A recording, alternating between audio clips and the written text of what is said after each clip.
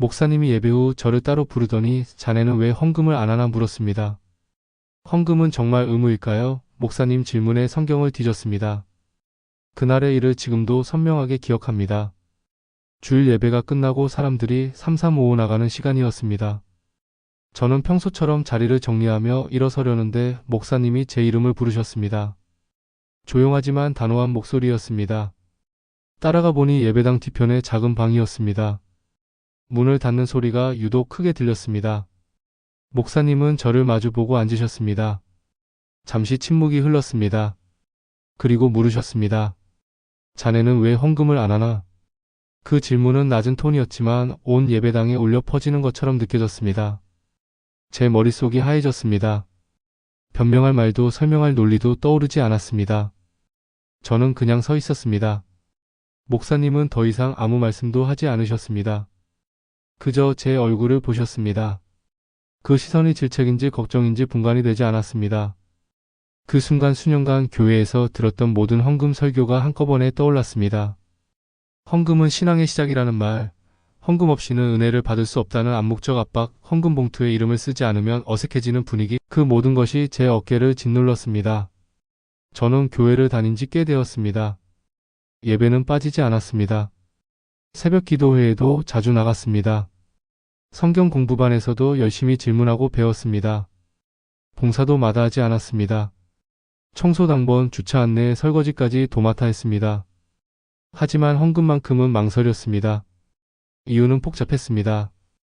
경제적인 여유가 없어서도 아니었고 교회를 믿지 못해서도 아니었습니다. 단지 헌금이라는 행위가 무엇인지 제대로 이해하고 싶었습니다. 왜 하는지, 무엇을 위한 것인지, 성경이 정말 요구하는 것인지 알고 싶었습니다. 그런데 교회에서는 이런 질문 자체가 불경스러운 것처럼 여겨졌습니다. 헌금은 교회를 다니는 사람이라면 누구나 익숙한 단어입니다.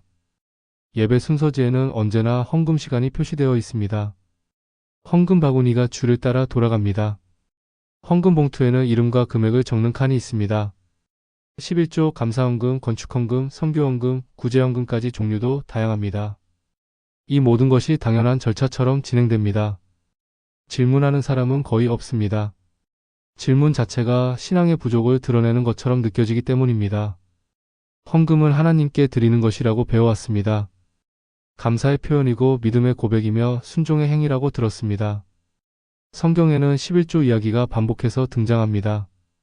아브라함이 멜기세덱에게 11조를 드렸고 야곱이 서원하며 11조를 약속했으며 레위기와 민수기에는 11조 규정이 상세히 기록되어 있습니다. 말라기서에는 11조를 드리지 않는 것이 하나님을 도적질하는 것이라는 강력한 표현도 나옵니다. 신약에서는 가난한 과부가 동전 두 잎을 헌금함에 넣는 장면이 나옵니다. 예수님은 그 헌금이 부자들의 큰 헌금보다 더 크다고 평가하셨습니다. 교회는 헌금을 통해 유지됩니다. 이것은 부인할 수 없는 현실입니다. 건물 대출금, 전기료, 수도료, 난방비, 목회자와 직원급여, 선교사 후원, 장학금, 구제비, 각종 프로그램 운영비까지 헌금 없이는 거의 불가능합니다. 실제로 대부분의 교회는 재정의 거의 전부를 헌금으로 충당합니다. 헌금이 끊기면 교회는 문을 닫을 수밖에 없습니다. 이런 구조 속에서 헌금은 선택이 아니라 필수처럼 강조됩니다. 그러나 목사님의 질문 앞에서 제가 느낀 감정은 신앙적 도전이 아니라 인간적인 압박이었습니다.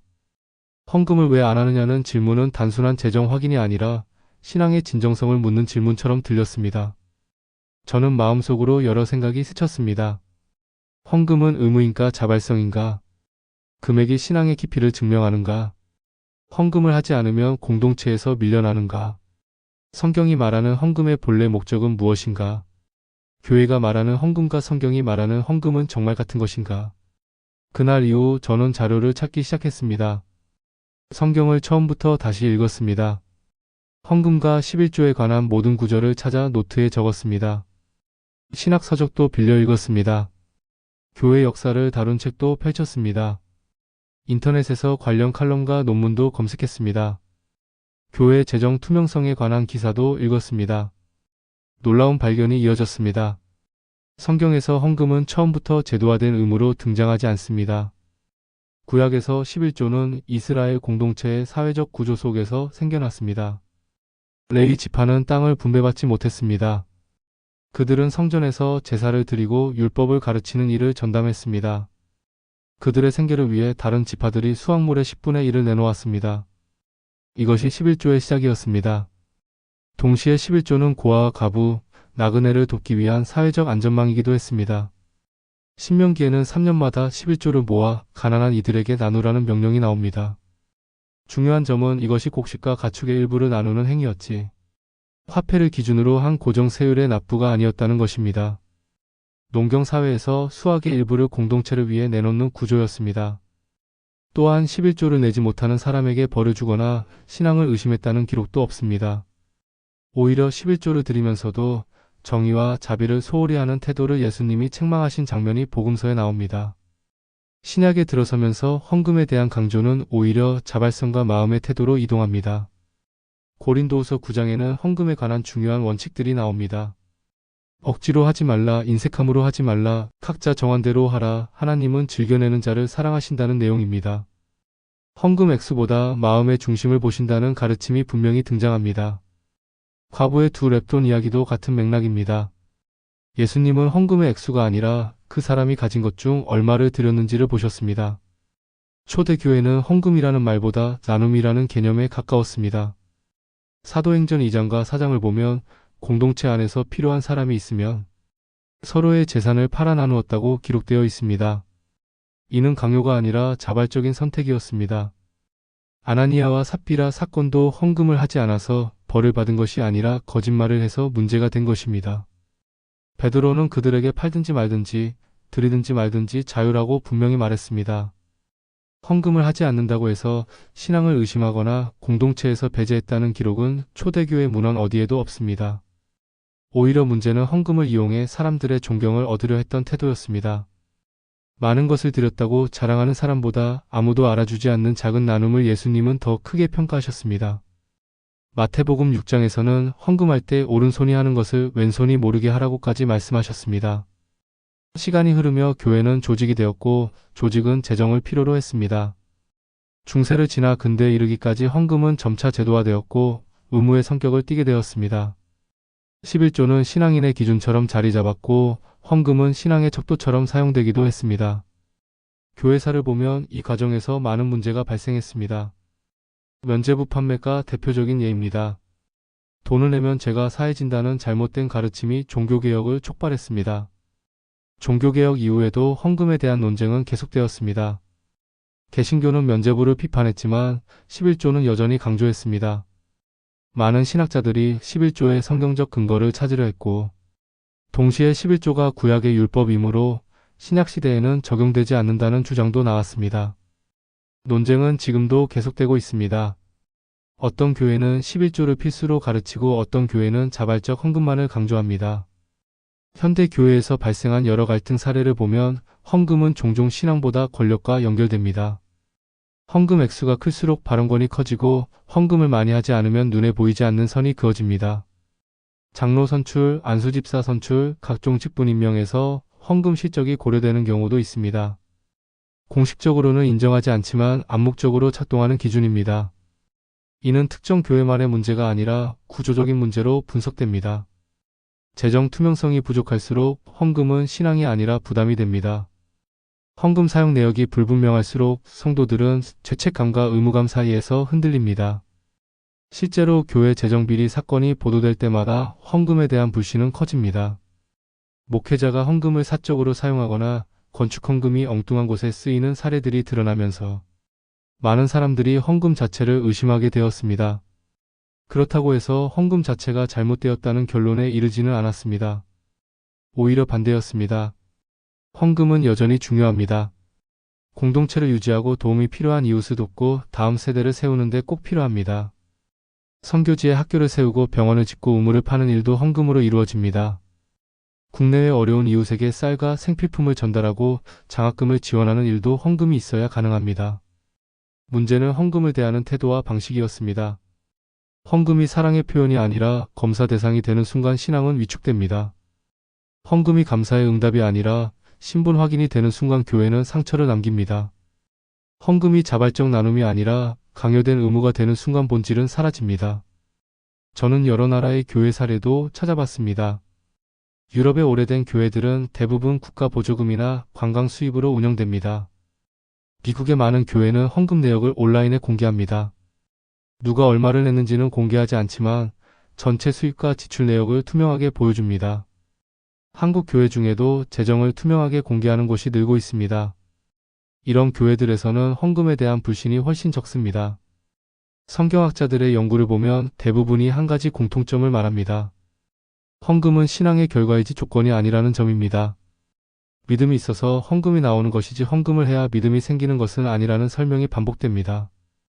헌금의 목적은 하나님을 위한 것이 아니라 사람을 살리는 데 있다는 점도 분명히 강조되어 있습니다. 하나님은 우리의 헌금이 필요하지 않습니다. 시편 50편에는 하나님께서 세상과 그 가운데 있는 모든 것을 소유하셨다고 나옵니다. 헌금은 하나님께 무언가를 드리는 행위가 아니라 하나님이 주신 것을 이웃과 나누는 행위입니다.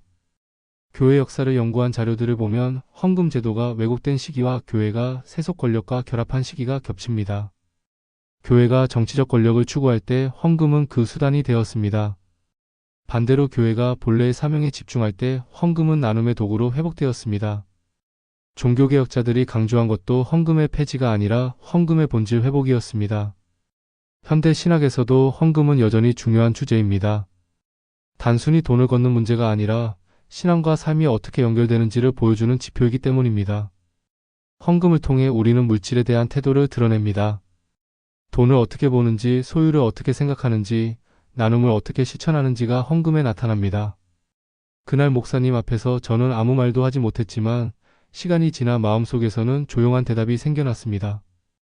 헌금을 안 한 것이 아니라 헌금을 하기 전에 먼저 이해하고 싶었다는 대답이었습니다. 하나님께 드린다는 말의 의미, 교회에 맡긴다는 말의 책임, 그리고 그 사이에서 신앙인이 가져야 할 자유와 양심을 알고 싶었습니다. 헌금은 질문을 멈추게 하는 도구가 아니라 질문을 가능하게 하는 신앙의 영역이어야 한다고 느꼈습니다. 왜 헌금을 하는가라는 질문은 결국 왜 신앙생활을 하는가라는 질문과 연결됩니다. 무엇을 위해 교회에 다니는가? 신앙이란 무엇인가? 하나님과의 관계는 어떻게 형성되는가? 이 모든 질문이 헌금이라는 주제 안에 담겨 있습니다. 지금도 많은 사람들이 같은 질문 앞에 서 있습니다. 왜 헌금을 해야 하는가? 얼마나 해야 하는가? 하지 않으면 신앙이 부족한가? 11조는 반드시 지켜야 하는가? 헌금을 하면 축복을 받는가? 헌금을 하지 않으면 저주를 받는가? 이런 질문들은 잘못된 것이 아닙니다. 오히려 건강한 신앙의 출발점입니다. 성경과 역사 그리고 수많은 기록들이 말해주는 것은 단순합니다. 헌금은 강요될 때 의미를 잃고 이해될 때 살아납니다. 숫자가 앞설 때 상처가 남고 사람이 보일 때 감동이 생깁니다. 헌금을 통해 교회가 유지되는 것은 사실이지만 그것이 헌금의 최종 목적은 아닙니다. 헌금의 최종 목적은 사랑을 실천하는 것입니다. 목사님의 질문은 저를 위축시켰지만 동시에 신앙을 다시 생각하게 만들었습니다. 헌금을 둘러싼 침묵과 당연함 속에서 사실은 가장 중요한 질문들이 가려져 있었음을 깨달았습니다. 그 질문을 피하지 않고 마주하는 순간 헌금은 부담이 아니라 이야기로, 의무가 아니라 선택으로, 두려움이 아니라 책임으로 다가오기 시작했습니다. 교회는 헌금에 대해 더 솔직해져야 합니다. 왜 필요한지, 어디에 쓰이는지, 얼마나 투명하게 관리되는지 분명히 밝혀야 합니다. 성도들도 헌금에 대해 더 진지하게 생각해야 합니다. 습관적으로 내는 것이 아니라 왜 내는지, 무엇을 위해 내는지, 내 마음은 어떤지 돌아봐야 합니다. 헌금은 신앙생활의 전부가 아닙니다. 그러나 헌금을 통해 우리의 신앙이 드러나는 것도 사실입니다. 중요한 것은 액수가 아니라 마음입니다. 억지로 내는 10,000원보다 기쁨으로 내는 1,000원이 더 큽니다. 자랑하려고 내는 100만원보다 아무도 모르게 내는 10,000원이 더 아름답습니다. 이 글을 읽는 여러분도 혹시 같은 질문을 받아본 적이 있으신지 모르겠습니다. 또는 아직 아무도 묻지 않았지만 마음속에 남아있는 질문이 있을지도 모릅니다. 그 질문은 잘못이 아닙니다. 오히려 신앙이 살아있다는 증거일 수 있습니다. 헌금은 그 질문 위에서 다시 정의되어야 합니다. 그리고 그 과정은 생각보다 조용하지만 깊은 감동을 남깁니다. 목사님을 만난 지 몇 년이 지났습니다. 지금 저는 헌금을 합니다. 하지만 그때와는 다릅니다. 누가 시켜서가 아니라 제가 선택해서 합니다. 액수를 자랑하기 위해서가 아니라 나눔을 실천하기 위해서 합니다. 의무를 다하기 위해서가 아니라 감사를 표현하기 위해서 합니다. 그 헌금이 어디에 쓰이는지 관심을 갖고 교회 재정 보고를 꼼꼼히 봅니다. 잘못 쓰이는 것 같으면 질문합니다. 이것이 책임 있는 헌금이라고 생각합니다. 헌금에 대한 이야기는 여기서 끝나지 않습니다. 여러분의 경험과 생각이 더해질 때 더 풍성해집니다. 여러분은 헌금에 대해 어떻게 생각하시나요? 혹시 비슷한 경험이 있으신가요? 댓글로 나눠주시면 함께 배우고 성장할 수 있을 것 같습니다. 이 글이 여러분의 생각에 작은 파문이 되었다면 앞으로도 이런 이야기를 계속 전해드리고 싶습니다. 구독을 눌러주시고 좋아요로 함께 해주시면 큰 힘이 됩니다. 알림 설정을 해두시면 다음 이야기도 놓치지 않고 만나실 수 있습니다. 신앙의 본질을 함께 고민하고 나누는 이 여정에 동행해 주셔서 진심으로 감사드립니다.